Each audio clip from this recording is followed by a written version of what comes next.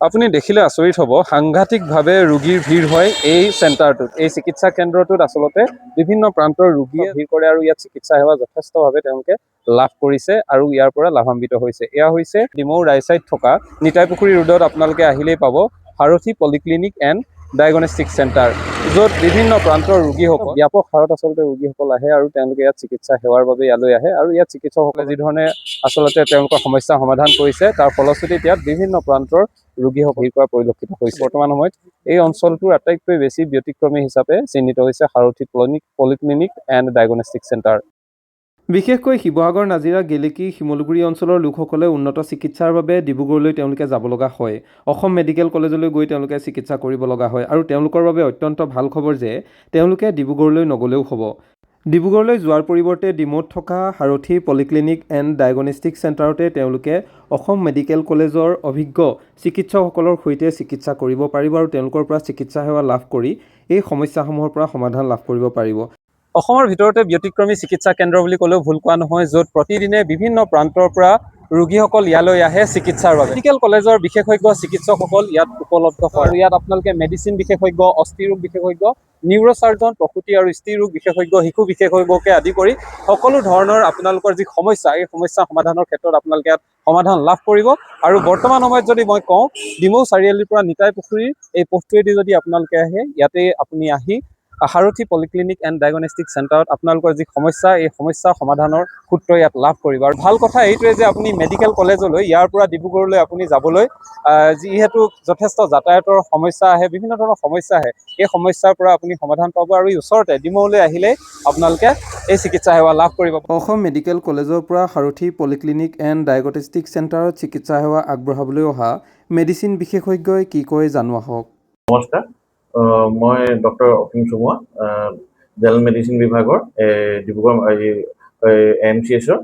মই ইয়াত সপ্তাহত ডিমৌ সাৰথীত সপ্তাহত দুদিনকৈ ভিজিট কৰোঁ। মেডিচিন বিভাগৰ যদি কিবা জড়িত যদি বেমাৰ ৰিলেটেড কিবা যদি থাকে, ইয়াত সপ্তাহত দুদিনকৈ মোক আপোনালোকে পাব।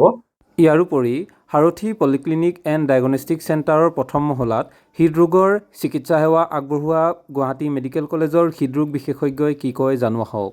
নমস্কাৰ, মোৰ নাম ডক্টৰ অনিমেশ দেৱনাথ। বৰ্তমান assistant professor I've been working in Guwahati Medical College, but at present due to public interest I've been working in Jorat Medical College in the Department of Cardiology. আৰু প্ৰতি মাহে মই 2বাৰ বা 3বাৰ ইয়াতে সময় উলিয়াই অলপ সময়ৰ কাৰণে ডিমৌ বাকী ৰাইজৰ কাৰণে আহোঁ 1-2 ঘণ্টাৰ বাবে।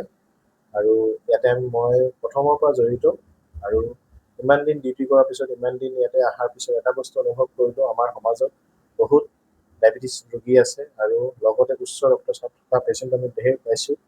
লগতে আমি ৰুটিন চেকআপ কৰোঁতে, হেল্থ কেম্প কৰোঁতে হাৰ্টৰ পেচেণ্টৰ, হৃদয় ৰোগীও আমি বহুত দেখিব পোৱা গৈছে আৰু তাহাঁতক আমি উপযুক্ত ট্ৰিটমেণ্ট দি, সেৱা দি আমি ধুনীয়াকৈ তেখেতৰ ভাল এটা স্বাস্থ্যৰ সুকামনা কৰি আমি ট্ৰিটমেণ্ট চলাই আছোঁ।